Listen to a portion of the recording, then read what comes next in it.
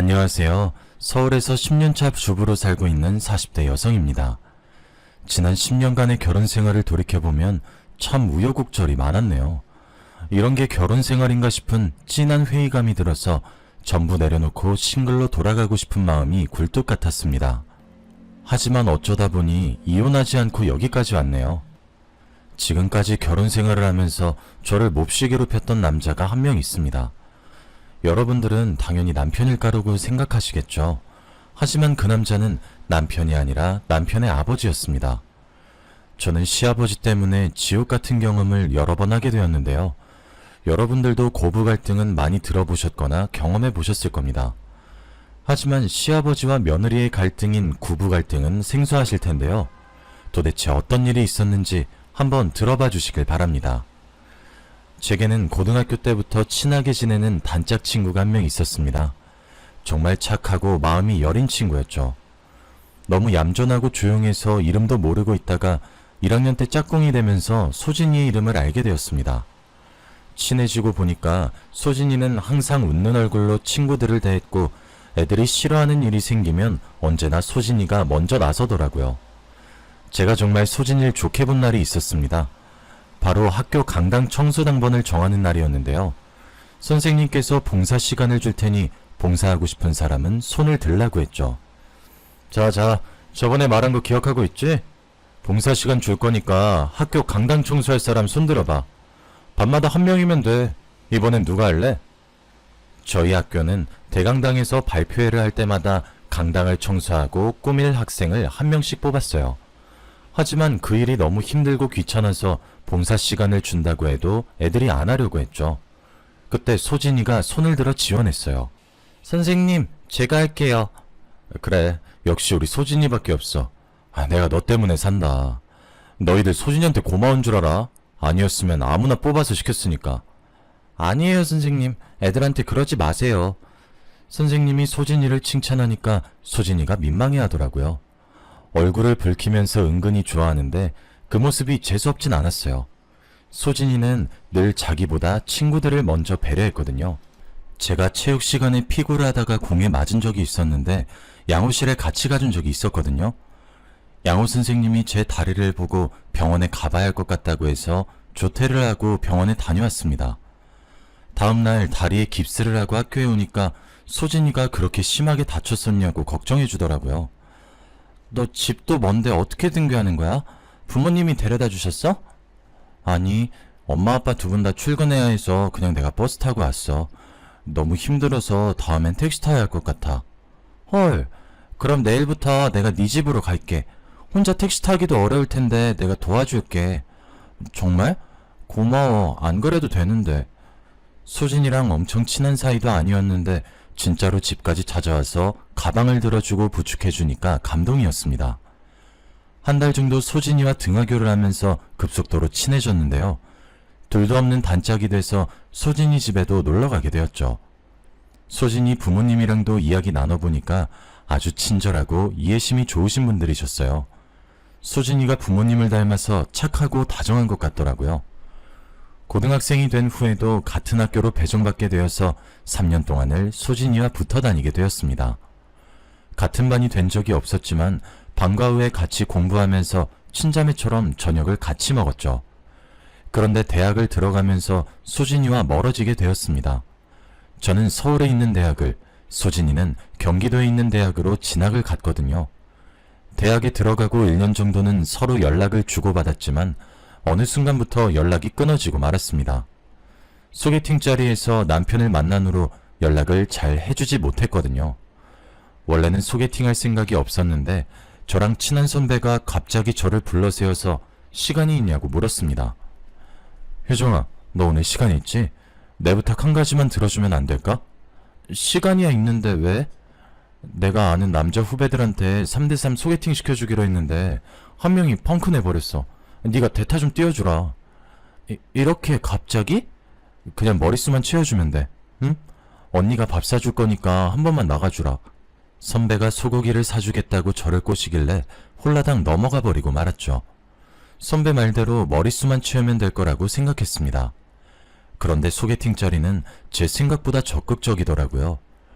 카페에서 모이자마자 통성명을 하고 소지품 같은 걸 내놓게 하더니 동전, 지갑, 립스틱 같은 걸로 짝을 짓게 만들었습니다.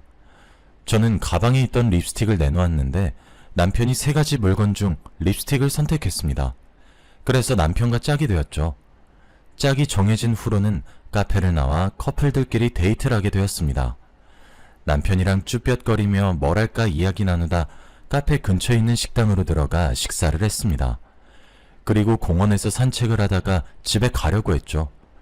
남편이 제 연락처를 물어볼 줄 몰랐는데 제가 인사칠에 다음에 보자고 했더니 핸드폰 번호를 물어봤습니다. 집에 돌아와서 보니 주말에 또 보자는 문자를 했더군요. 남편이 싫지 않았던 저는 데이트 신청에 응했습니다. 그렇게 몇 번 만나다 보니 연인이 되었죠. 지금 생각해보니 남편과 연애하면서 정말 좋았던 순간이 기억나지 않네요. 그저 저한테 잘해주고 다정한 사람이라서 무난한 연애를 했던 것 같습니다. 헤어질 것 같이 싸우거나 다툰 적이 없는 터라 나쁜 기억도 없네요.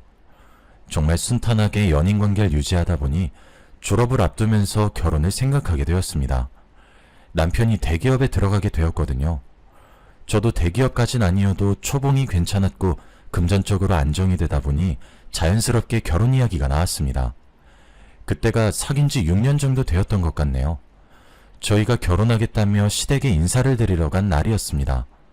그때 시아버지와 처음 이야기 나눠보았어요. 남편이랑 성격이 정반대더라고요. 성격이 아주 화통하고 말이 많으셨습니다. 게다가 술을 무척이나 좋아하시는 게 눈에 보였죠. 저보고 주량이 얼마나 되냐고 물어보더니 다짜고짜 술을 권했습니다. 아버님, 저 술 못해요. 이렇게 많이 따라주지 마세요. 못하긴 뭐가 못해. 원래 술은 마시다 보면 늘어. 몸에 좋은 술이니까 쭉 마셔봐라. 이거 도수 높은 술 아닌가요? 제가 취해서 실수할까봐 걱정돼서 그런데 다음에 마시면 안 될까요? 실수? 그런 거 보려고 먹이는 거 아니야? 어서 한 잔 받아. 어른이 주면 그냥 받아 마셔야지. 뭔 말이 그렇게 많아? 네, 알겠습니다. 아버님 등살에 못 이겨 주시는 술을 받아 마셨습니다. 제가 여자치고 술을 제법 잘 마셔서 다행이죠. 시아버지께서 계속해서 술을 따라주시는데 하마터면 정신을 잃고 쓰러질 뻔했습니다. 토할 것 같다고 거절해도 아버님께서 고집을 피우셨죠. 뭐? 토하고 싶다고? 엄살은? 술은 원래 마시면서 배우는 거야. 얼른 마셔. 당연히 이렇게까지 술을 마시라고 부추기는데 시어머니께서 가만히 있을 리가 없었죠. 가만히 지켜보다가 폭발하셨는지 술을 따라주려는 아버님의 팔을 잡아당겼습니다. 아휴, 이 사람이 대체 왜 이런담? 미안해요. 어른도 어른 나름이지. 술주정뱅이한테서 술을 배운다니 개가 들어도 웃겠네. 어머님 입은 웃고 있었지만 눈은 전혀 웃고 있지 않았습니다. 저 때문에 참고 있는 듯 아버님 팔을 몰래 꼬집기도 했죠. 하지만 시아버지께서는 어머님을 아예 무시하고 계셨어요. 결국 잔뜩 취하셔서 수다쟁이로 변하셨죠.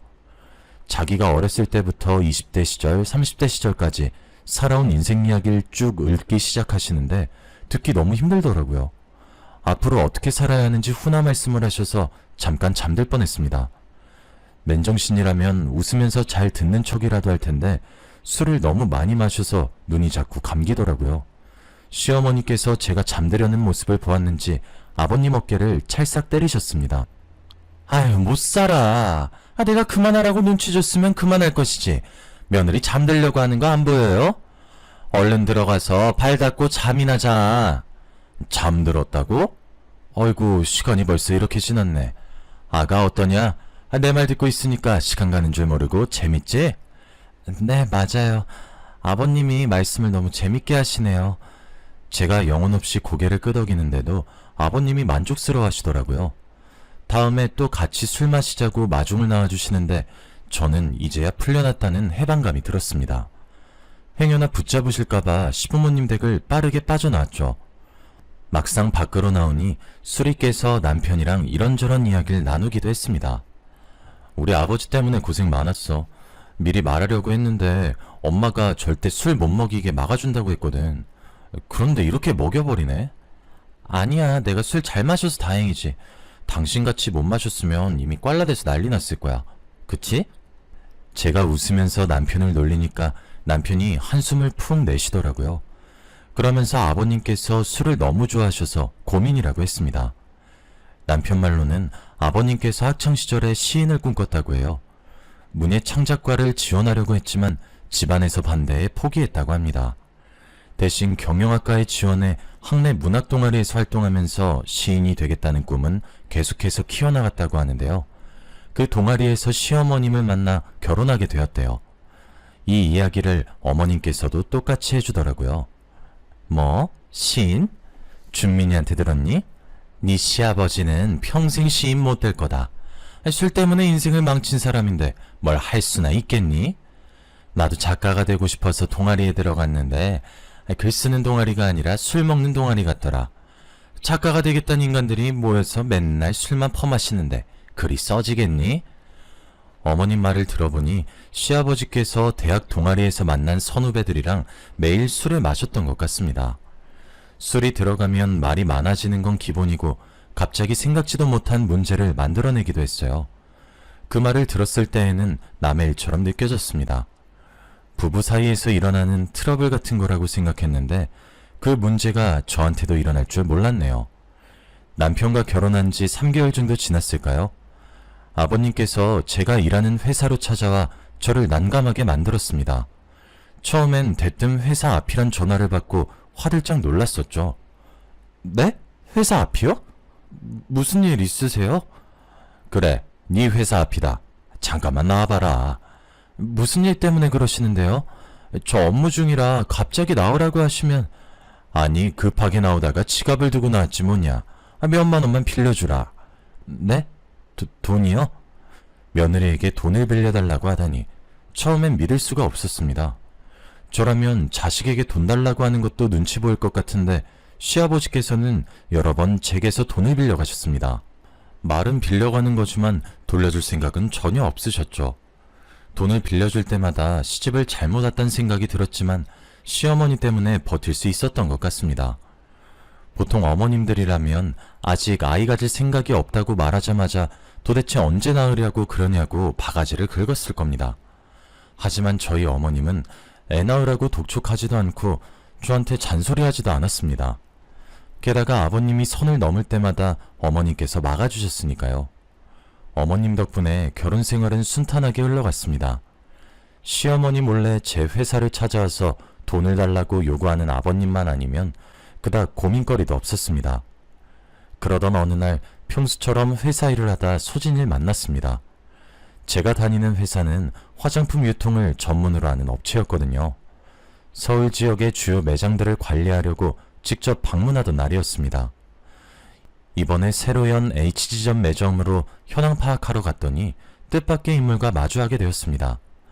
H지점 매장 사장이 바로 소진이었거든요. 소진이도 저를 보고 놀랐는지 잠시 할 말을 잃었다가 제 이름을 불렀습니다. 제가 맞다는 걸 알고 저를 끌어안고 기뻐했죠. 세상에, 이게 얼마만이야? 그동안 어떻게 지냈어? 그냥저냥 지냈지. 우리 고등학생 때 보고 안 봤지? 안 본 지 거의 10년은 된 것 같다. 그래, 10년은 됐지. 내가 갑자기 번호가 바뀌는 바람에 연락을 못했네. 나도 SNS 찾아봤는데 안 보이더라. 너 동창 모임 같은 데도 안 나가는 것 같더라? 이제부터 자주 만나면 되지. 우리 퇴근하면 술 한잔 할까? 그동안 어떻게 지냈는지 이야기해야지. 그날 퇴근하고 소진이 매장 근처에서 술 한잔하며 회포를 풀었습니다. 소진이가 운영하는 화장품 매장은 제 회사와 멀지 않아서 자주 만나서 놀 수 있었어요. 퇴근하고 별일 없으면 소진이네 매장에 가서 일을 도와준 적도 있었죠. 그러다 같이 밥도 먹고 커피도 마시면서 이런저런 이야기를 나누었는데요. 그러다 남편도 소진이를 만나게 되었어요. 그날은 소진이와 단둘이서 술을 마신 날이었는데요. 5개월 만난 남자친구와 헤어졌다면서 소진이가 무리해서 술을 마시는 바람에 저도 생각보다 많이 마시게 되었습니다. 소진이 삼촌 소개로 만난 남자인데 그 남자가 갑자기 이별을 통보했다는 거 있죠. 알고 봤더니 소진이 말고 다른 여자와 양다리를 걸치면서 저울질하다가 소진이를 버린 것이었습니다. 게다가 그 남자는 다음 달에 결혼한다는 소문을 들었다니까 저까지 화가 나서 술을 들이부을 수밖에 없었죠. 그날 저희 둘이서 먹은 술병이 4병이나 됐습니다. 저는 잘 마셔서 멀쩡했지만 소진이는 술도 못 마시는데 무리하는 게 보였습니다. 이러다 집 못 가는 거 아닌가 싶었는데 다행히 남편에게 전화가 왔습니다. 여보세요? 당신 야근한다면서 퇴근했어? 지금 집인데. 당신 지금 어디야? 소진이랑 같이 술 마시고 있어. 밤 12시가 넘었는데 집은 어떻게 오려고 그래? 택시 타려고 했는데 당신이 데리러 오면 안 돼? 소진이가 생각보다 많이 취해서 내가 어떻게 못할 것 같아. 아유, 못 살아. 알겠어, 지금 갈게. 야근하고 온 남편에게 데리러 오라고 하는 게 미안했지만 저도 취해서 소진이를 부축할 힘이 부족할 것 같았습니다. 그래서 우선 소진이에게 술잔을 빼앗고 물부터 먹였죠. 많이 취했으니 술 대신 음료수를 시켜서 먹고 있을 때였습니다. 남편이 제가 문자로 알려준 주소를 보고 금방 찾아왔더군요. 문을 열고 들어오더니 두리번거리다가 제가 있는 테이블로 걸어왔습니다. 술을 얼마나 마셨길래 취했다고 그래. 내일 출근 어떻게 하려고? 에이, 내가 알아서 할게. 나 술 금방 깨는 거 알고 있잖아. 아, 맞아. 여긴 내 동창 소진이. 소진아, 인사해. 내 남편이야. 안녕하세요. 가영이한테 많이 들었어요. 안 그래도 우리 남편이 낯을 가리는데 술기울 때문에 얼굴을 잔뜩 붉히고 배시시 웃으면서 말하는 소진이를 더 어색해 하더라고요. 그래도 남편이 소진이를 데려다 주는 길에 이런저런 대화를 하면서 친해진 게 눈에 보였습니다. 사이가 제법 가까워졌는지 남편이 소진이 안부를 물어볼 때도 있고 소진이가 남편의 안부를 물어볼 때도 있었죠. 그쯤에 저는 계획에도 없던 아들이 생겨서 직장 생활을 계속해야 할지 고민하고 있었습니다. 제 고민을 시어머니께 말씀드렸더니 의외로 쿨하게 말씀하시더라고요. 그만두긴 왜 그만둬? 요즘은 여자라고 집에만 있는 거 아니야. 애 키우면서 직장 생활할 자신 있으면 계속해. 내가 거들어줄 테니까. 회사 그만두지 않고 아들을 키우겠다고 하면 눈칫밥을 먹게 될 줄 알았는데 다행이었습니다. 어머님께서 아이를 돌봐주신다고 했으니까 마음 놓고 워킹맘 생활을 이어나갔죠. 그런데 저희 아들이 3살 정도가 될 무렵이었을까요? 남편이랑 아버님이 제게 감추고 있는 게 있는 것 같았습니다. 생신을 맞아 시부모님을 모시고 식당을 모시고 갔는데 제가 화장실에 간 사이 이상한 말을 하고 있더라고요. 뭐? 아버지, 이게 말이 된다고 생각해? 언제까지 엄마 속이려고? 난 더 이상 못 참아. 내가 다 말해버릴 거야. 뭐? 안 돼. 절대 말하지 마라. 내가 곧 정리할 거라고 했잖아. 날 믿고 조금만 더 기다려주라. 열흘 안으로 정리할게. 열흘은 무슨, 지금 당장 정리해. 해도 너무하잖아. 엄마 친구랑 어떻게 그런 관계를 가져놓고. 쉿. 이러다 누가 듣겠다. 제발 진정하고 내 말 좀 들어주라. 내가 깨끗하게 정리할 테니까 기다려주라고. 제가 화장실에 간 사이 어머님도 화장실에 간 모양이었어요. 멀리서 어머님이 걸어오는 모습이 보이더군요. 예약한 식당이 다다미식 프라이빗 룸이라서 다행이었죠. 저보고 왜 안 들어가냐고 묻길래 신발 핑계를 댔습니다. 그러면서 일부러 크게 소리내며 신발에 껌이 묻은 것 같다고 둘러댔는데요. 그제야 남편과 아버님이 입을 다물고 아무 소리도 안 내더라고요. 제가 어머님과 함께 룸 안으로 들어가서 식사를 마저 했습니다. 밥이 입으로 들어가는지 코로 들어가는지 모르겠더군요. 얼른 식사 자리를 끝내고 남편에게 무슨 일이 있었는지 물어볼 생각만 있었습니다. 그래서 시부모님과 헤어지자마자 남편을 붙잡고 물어봤죠. 당신, 아버님이랑 무슨 일 있었어? 설마 바람 피신 거 아니지? 설마 다 들은 거야? 우리 엄마도 들었어? 아니, 어머님은 못 들으셨어. 내가 들으실까봐 괜히 딴소리 하긴 했는데 당신 좋게 말해봐. 도대체 무슨 일이 있었던 거야? 사실 그게 남편이 하는 말을 들어보니 제 예상대로 시아버지께서 바람을 피고 계셨습니다. 남편이 시아버지의 외도를 알게 된 건 6개월 전이었다고 하더군요. 그런데 놀랍게도 시아버지께서 먼저 불륜을 고백하셨다고 합니다. 어느 날 남편 회사를 찾아온 아버님이 돈을 달라면서 어처구니 없는 말을 늘어놓았다고 해요. 너 혹시 돈 모아둔 것 좀 있냐? 딱 2천이 필요한데. 네? 2천이요? 아니, 갑자기 2천만 원은 어디에 쓰려고 그러세요? 아니, 내가 갑자기 몸이 아파서 말이야. 몸이 아프시다고요? 병원에 가보셨어요? 아버지가 아프단 말을 듣자마자 남편의 심장이 쿵 하고 내려앉았다고 합니다. 도대체 어디가 아픈 거냐? 수술해야 하냐? 다른 병원도 가보자. 남편이 호들갑을 떠니 아버님께서 결국 거짓말이라고 실토했다고 해요.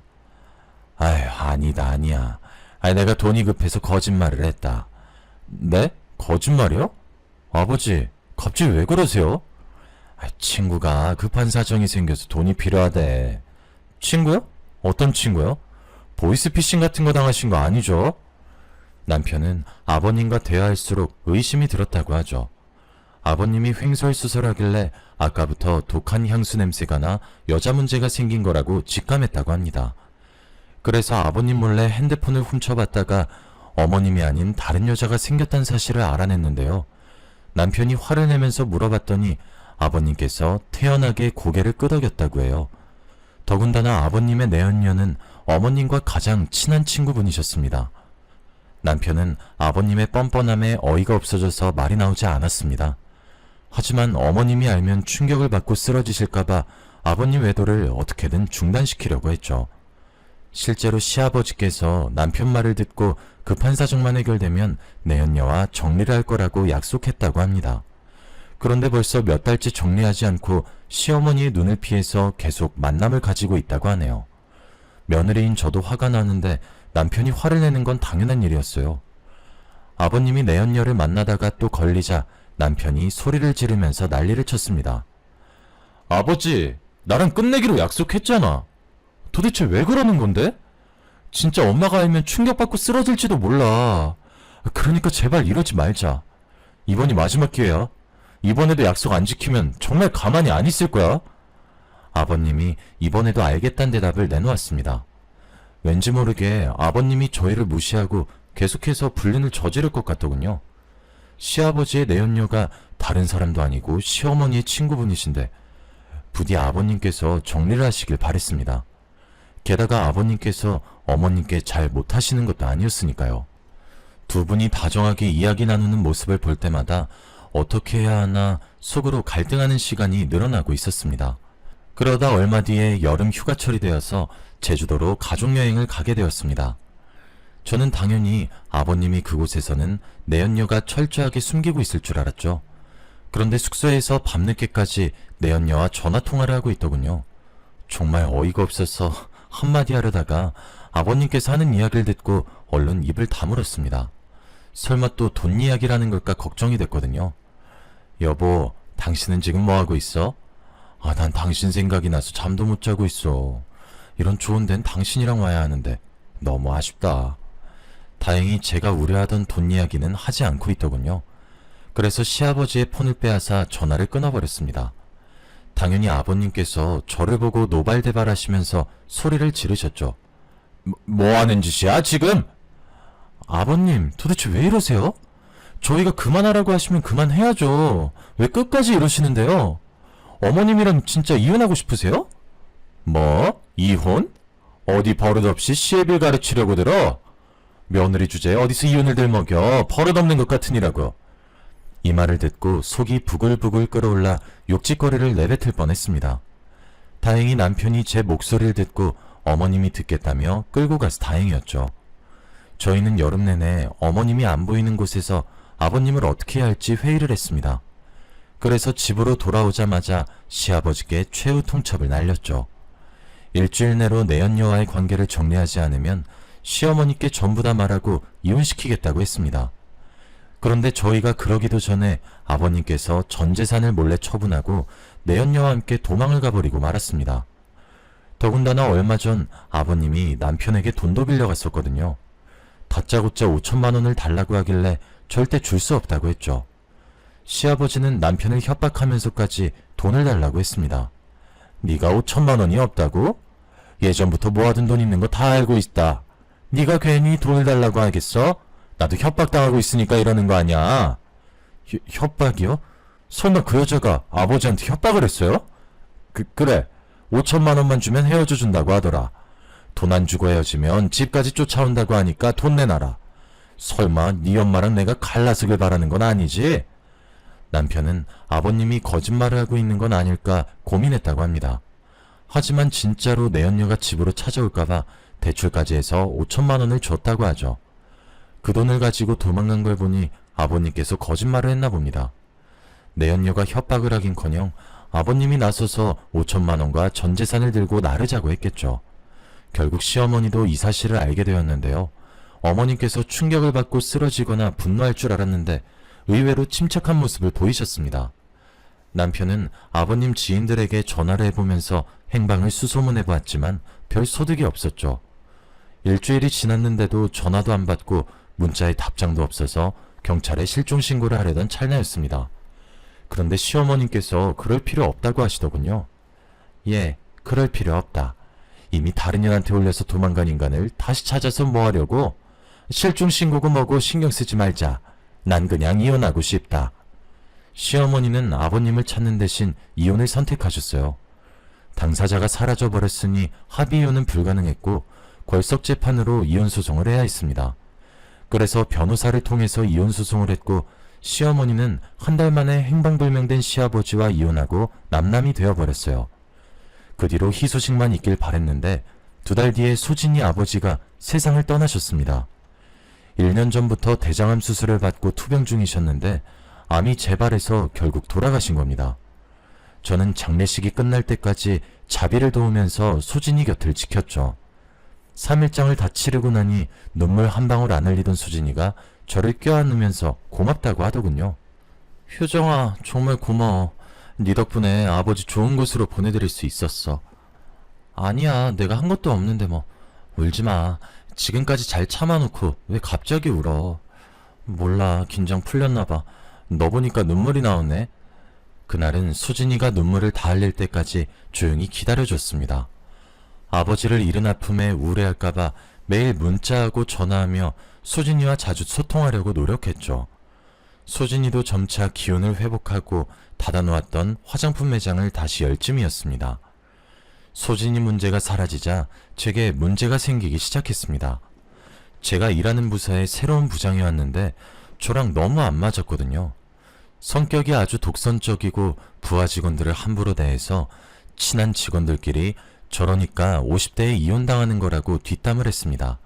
그러면서 서로 조심하자, 실수하지 말자고 다짐했었는데 그 다짐이 헛수고가 되어버리고 말았네요. 부장이 말도 안 되는 욕을 했거든요. 갑자기 저를 부르더니 거래처와 짜고 계약서를 허위로 만들라고 지시했습니다. 한마디로 불법으로 공금을 횡령하라는 말이었죠. 저는 당연히 안 된다고 단호하게 이야기하였습니다. 네? 저보고 그런 짓을 하라고요?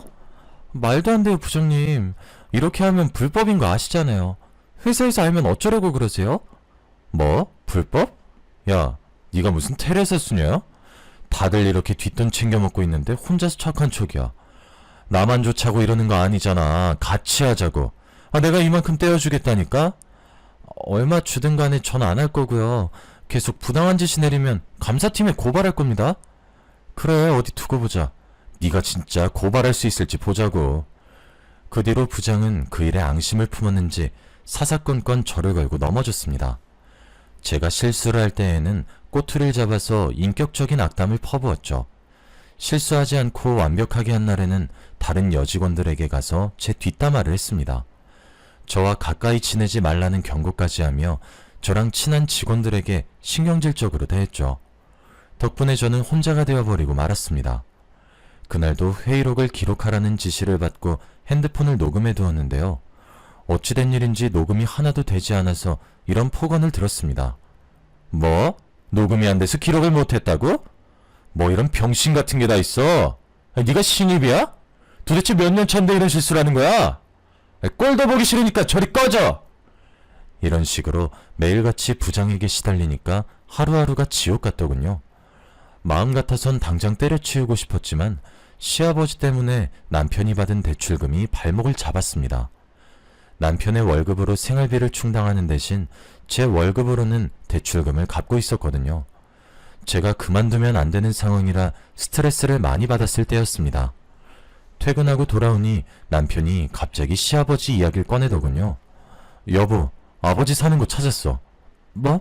정말? 지금 어디 사시는데? 지금 당장 가보자. 저녁 식사도 하지 않고 회사에서 입은 옷 그대로 남편의 차에 올라탔습니다. 그리고 시아버지가 있는 곳으로 가 당장 5천만 원을 내놓으라고 소리쳤죠. 저는 그 부장놈 때문에 그동안 쌓인 게 있어서 눈물까지 흘리면서 소리쳤습니다. 아버님, 5천만 원 돌려주세요.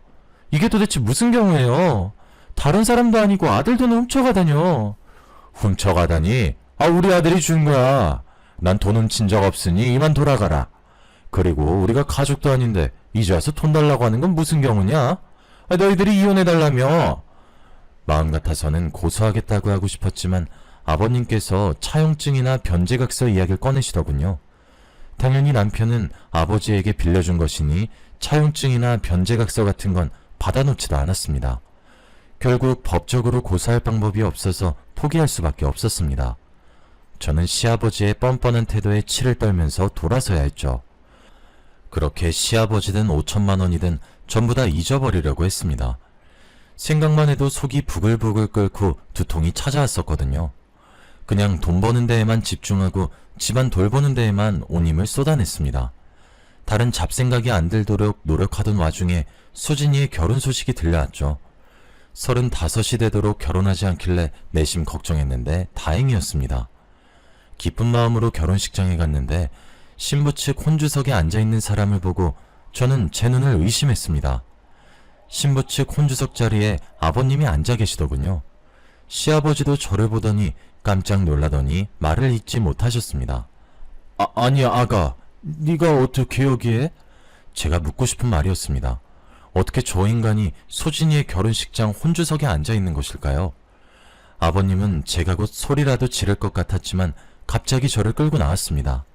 그리고 애절한 목소리로 제게 빌더군요. 아가, 우리 과거 일은 모두 잊어버리자. 내가 너한테 미안한 짓 참 많이 했지만 나도 그동안 마음고생 많이 했어. 그러니까 소진이한테 아무 말도 하지 말고 조용히 있다가 주면 안 되겠니? 내가 이렇게 빌게. 도대체 어떻게 된 거예요? 왜 아버님이 소진이 결혼식장에 있는 거냐고요? 제가 자초지종을 설명해달라고 요구하니 시아버지께서 내연녀와 도망을 간 다음 살림을 차린 이야기를 말해주었습니다. 요점은 결국 아버님도 내연녀에게 버림을 받았단 거였죠. 내연녀를 믿고 가진 돈을 모두 맡겼는데 그 돈을 가지고 달아났다고 합니다. 그리고 다시 만난 여자가 소진이 엄마였다고 하는데요. 시아버지는 소진이 엄마를 너무 사랑하고 있다며 소진이와 소진이 엄마에게 말하지 말아달라고 애원했습니다. 뭐? 사랑해요? 그럼 우리 어머님은요? 우리 남편은요? 낯짝이 얼마나 두꺼우면 이렇게 뻔뻔스러울 수가 있죠? 사과하려면 저희가 찾아갔을 때 하셔야죠. 지금 괜히 아쉬우니까 사과하시고. 제가 아버님 때문에 얼마나 고생했는지도 모르죠? 미안하다. 정말 미안해. 내가 얼마나 원망스러울지 잘 알아. 그래, 화 풀릴 때까지 얼굴에 침이라도 뱉어라. 이렇게 늙은 놈이 살려면 얼마나 살겠냐? 이제 나도 새 출발하려고 하니 제발 한 번만 기회를 다오. 아버님께서 정말로 제 앞에서 무릎을 꿇으시더라고요. 그 모습이 애처롭긴커녕 가증스럽게 느껴져서 뺨이라도 후려갈기고 싶었습니다. 하지만 곧 결혼식을 올릴 소진이를 생각해서 아버님을 결혼식장 안으로 보냈습니다. 이런 날에는 돌아가실 아버지가 더 생각날 텐데 속상해할 소진이를 더 비참하게 만들 수 없었습니다. 그런데 소진이가 아버님 손을 잡고 입장하는 모습을 보니 속이 쓰리더군요. 이러다가 소진이도 제 꼴이 되는 거 아닐까 걱정이 돼서 그 뒤로 잠도 자지 못했습니다. 그저 소진이가 신혼여행을 끝나고 돌아오길 기다렸죠. 소진이에게 돌아왔다는 연락을 받자마자 만나자고 했습니다. 소진이 집 근처 카페에서 새아버지는 어떤 분인 것 같냐고 물어보니 가정적이고 다정한 분인 것 같다는 답변이 돌아왔습니다. 돌아가신 아버지가 생각난다면서 아버지랑 많이 닮았다고 하는데 소진이의 표정이 너무 행복해 보여서 아버님의 과거를 폭로할 수 없더군요. 무슨 일이 생긴 것도 아니고 다 지나간 일이니 묻어두려고 했습니다. 그런데 회사 내에서 기가 막힌 소문이 돌기 시작했습니다. 저를 괴롭히던 부장에게 애인이 생겼다는 거 있죠. 뒤에서 몰래 바람을 피우다가 이혼당했으면서 찔리지도 않는지 또 애인을 사귄 것 같았습니다. 게다가 부장은 그 애인을 스폰서라고 부르더군요. 직원들이 스폰서가 무슨 말이냐고 물으니 이런 말을 했습니다. 스폰서 몰라? 돈 주는 늙은 놈들. 내가 좋아서 졸졸 따라다니는 영감이 용돈 줄 테니까 사귀자는 거 있지? 그냥 맞장구만 쳐주다가 돈만 받고 연락 끊으려고. 헐, 진짜 그래도 돼요? 그럼 안 될 이유가 뭐가 있어? 나는 돈 받고 그 영감은 나같이 젊고 예쁜 여자랑 노는 건데. 50대면 젊은 것도 아닌데 자신감 넘치는 여자였죠. 허세를 부리는 건지 몰라도 점심시간에 수다를 떨 때마다 새로 사귄 내연남을 스폰서 취급하더라고요. 당연히 직원들은 믿지 않았지만 사진까지 보여주어서 진짜로 스폰서가 있구나 싶었습니다. 그런데 그 사진을 자세히 들여다보던 순간 엄청난 충격을 받고 말았죠. 부장의 스폰서가 제 시아버지였거든요. 더 충격적인 사실은 그 인간이 부장과 두 집 살림을 하면서 소진이가 주는 용돈을 쓰고 있었단 겁니다. 소진이 때문에 봐줬더니 저 몰래 또 이런 짓을 저지르고 있었다니. 이번에는 절대 참을 수 없었습니다. 저는 몸이 아프다고 조퇴를 한 후 모든 사실을 소진이에게 털어놓았죠. 소진이는 제가 오자마자 충격적인 말을 내뱉자 멍한 표정을 짓고 있었습니다. 그러더니 저보고 갑자기 찾아와서 무슨 말을 하냐고 되묻는 거 있죠. 소진아, 오래전부터 말해주고 싶었는데 널 위해서 참았어. 근데 더 이상 가만히 있으면 안 될 것 같아. 내 어머니 몰래 바람 피우고 내 친구 몰래 바람 핀 놈이야. 난 더 이상 못 당하고 있으니까 제대로 준비해서 복수하자. 어? 잠자코 제 말을 듣고 있던 수진이가 찬물을 연거푸 마시더라고요. 그리고 아버님이 과거에 저질렀던 과오들을 다시 되묻더니 제가 하는 말을 주의 깊게 듣기 시작했습니다. 수진이도 이 상황을 받아들이게 되었는지 제대로 정리하겠다고 했죠. 이제는 시아버지와 내연녀에게 복수해줄 차례였습니다. 우선 소진이는 소진이 엄마를 찾아가 모든 사실을 이야기해 주었습니다. 소진이 엄마는 소진이보다 더 놀랐는지 눈물을 흘리면서 정신을 차리지 못했죠. 그리고 그 길로 아버님을 찾아갔습니다. 소진이 엄마는 혹시나 하고 아버님과 대화해 보려고 했지만 내연녀와 함께 있는 걸 보고 눈이 돌아가고 말았습니다. 그래서 동네 사람들이 다 보고 있는데 아버님 뺨을 때렸죠. 설마 했는데 정말이었구나. 정말 당신이 날 배신한 거였네? 나 몰래 다른 여자 만나니까 좋아? 나 속이니까 좋았냐고! 소진이 엄마는 이웃 주민이 부른 경찰이 올 때까지 그놈의 멱살을 잡고 쌩 난리를 피웠습니다. 경찰들이 저희를 말리는 바람에 그 소란이 끝이 났지 경찰이 오지 않았으면 아버님이 거의 묵사발이 되었을 겁니다. 결국 이혼당한 아버님은 위자료를 토해내느라 전 재산이 털린 것 같았죠. 내연녀였던 부장도 상간녀 소송에 걸렸다는 소문이 났습니다. 회사 내에서 남자 관계가 문란하고 근무 태도가 나쁘단 평이 자자해서 상간녀 소송 소문이 퍼지자마자 권고사직 당했다고 하네요. 아버님도 죗값을 치르고 부장도 떠나니 마음이 절로 편해졌습니다. 이제야 살만해졌다고 생각하고 있는데 남편이 아버님을 만나고 왔다고 하더군요. 아버님 이야기를 듣는 순간 기분이 나빠져서 인상을 쓰며 물었습니다. 뭐? 그 쓰레기 같은 인간은 왜 만난 거야? 아버님이 먼저 만나자고 연락했다고 하더군요. 저라면 만나지 않았을 테지만 남편에겐 아예 남이 아니라 아버지라서 마음이 쓰였나 봅니다. 아버님이 후줄근한 차림으로 나타나서 하소연했다고 하네요. 고시원에서 자활근로를 하면서 근근히 살아가고 있다며 도와달라고 사정한 것 같았습니다. 딱 10,000원만 주면 안 되냐? 10,000원이 아니면 5,000원이라도. 내가 지금 라면 한 그릇 사 먹을 돈도 없다. 아무리 내가 미워도 부모 아니냐. 네가 돈 안 주면 굶어 죽을지도 모르니 딱 10,000원만 주라. 어?